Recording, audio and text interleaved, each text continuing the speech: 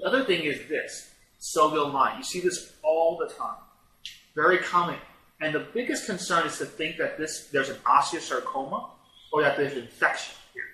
And this is not. This is just the soleus muscle comes up and attaches here and pulls on the back of the tibia and causes this adhesive line.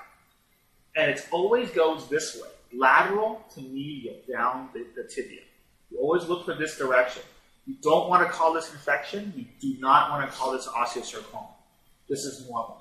And so on a CT, you can see that the muscle attaches around the bone and attaches this little osteophyte. So this is another example here. You can see this right here.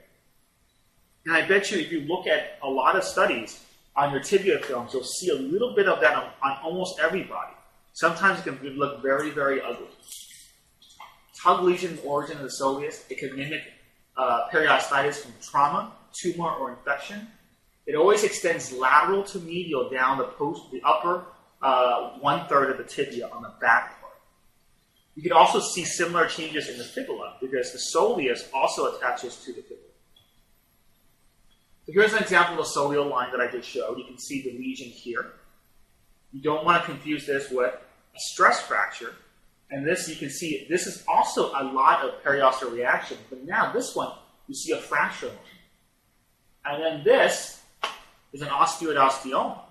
Right? This is also very thick periosteal reaction, but there's a lucent nidus in here. This is normal.